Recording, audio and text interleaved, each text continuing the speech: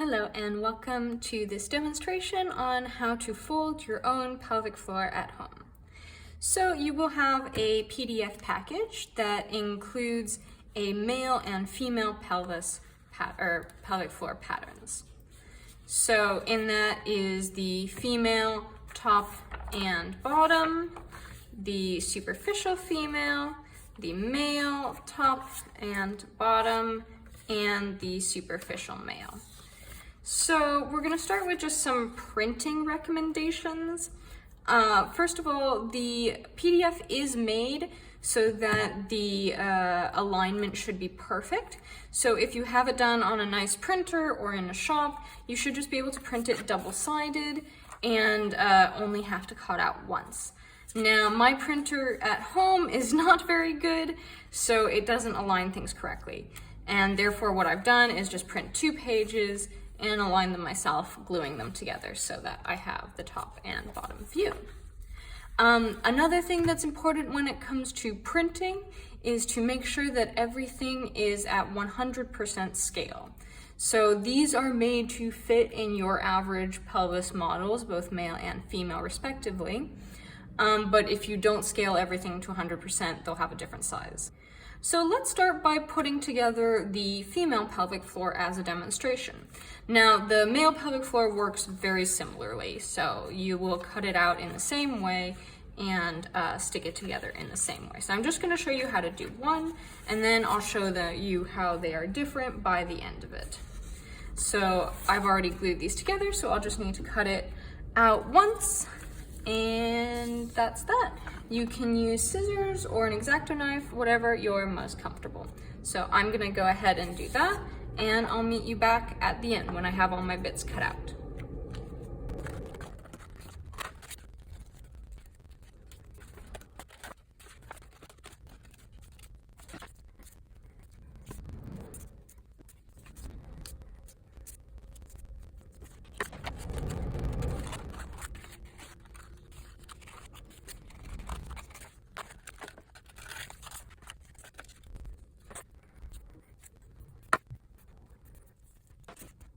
All right, so now that I have all my pieces cut out together, we can start to assemble them.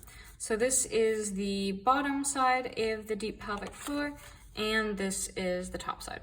So I tried to cut on the inside of the dotted lines so that you don't see them. Obviously, I didn't align things quite well, so you could cut them out one at a time and then put them together to get a better result. But we're gonna start putting this together. So you can see there are 2 halves. And the first thing that we're gonna do is put this little slit together, because that's going to start giving us that rounded shape. And then we can assemble the 2 halves. The superficial is done, so we can just put it to the side for now. So I like to use tapes because this pattern doesn't have a tab system, and anyways, the tape just allows you to get a tighter seam. So I use very little at a time. You can even divide your tape sometimes down the middle if it cuts nicely for you like that, right? And then we're gonna pull these 2 bits together, like so. And you can see how the pattern starts to line up. There you go. And then when I have it tacked, I can add a little bit more tape just so it stays in place.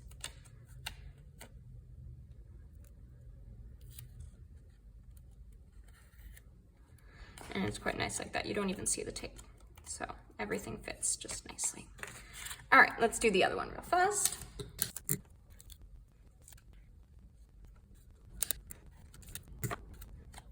All right, all done. So we have our 2 halves like so. And you can start to see how they're gonna fit together as well. So I like to start with this middle part because it's actually flat, so it's very easy to put together.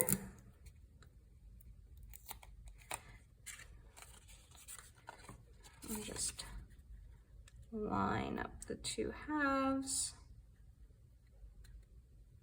like so. There we go. And a piece of tape on the inside. Very nice.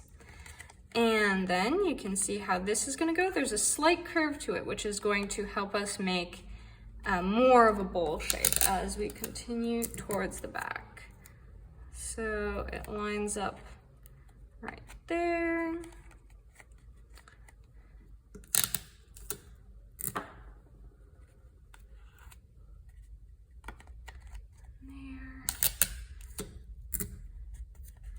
And then the last piece, you can hold it together to get that curve at the end. There we go. And then I'll reinforce the inside a little bit as well, like we said.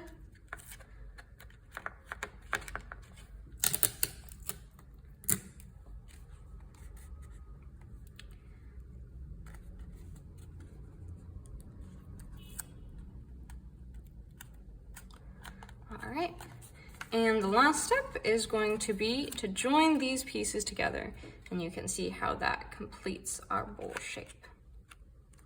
So, same thing as the others. Easier because this one is also just a straight line.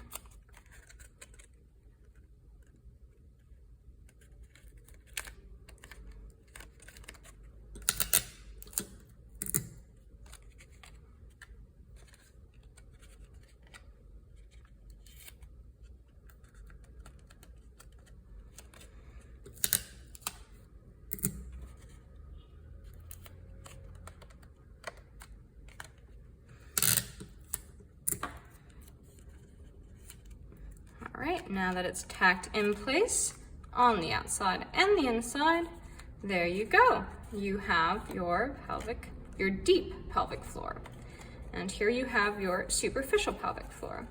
So you'll notice that the anal sphincters align, and so do the openings in the front. So next I'm going to show you how this compares to a male pelvic floor. Like I said, the construction is identical, so I'm going to skip that part and just show you one that I already have made. And then we'll look at how they fit inside the pelvis.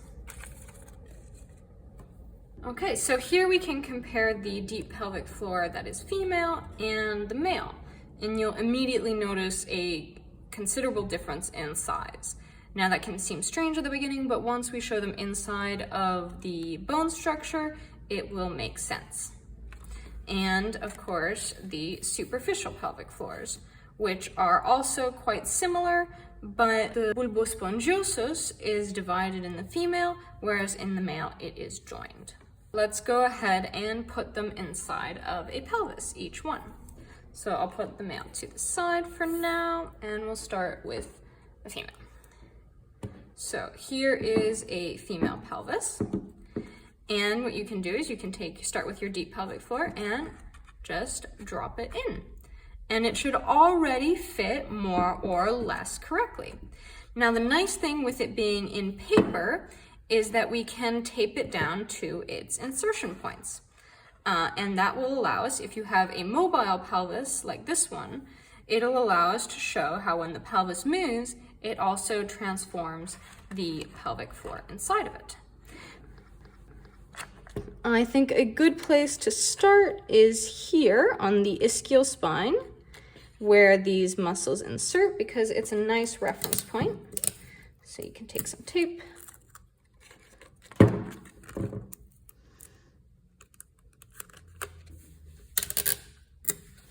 Put some on each end and get it more or less in place, and then tape each one of these insertions to the ischial spine.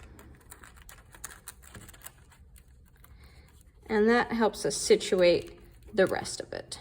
So then you can see these parts, they insert around the coccyx and the lower end of the sacrum. I can just pop them in there.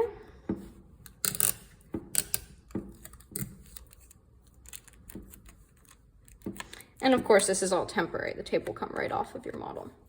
And then the front part often you don't even need to tape because it just fits in. So once you have your deep pelvic floor fixed in position, you can flip it around and take the superficial pelvic floor. So you can use tape as well if you need to, but sometimes you can just sort of scoot it in place and maybe use some tape to keep in place the transverse muscles there from one ischio to the other. And then the bulbospongiosus we can tuck under there, and everything should line up pretty nicely.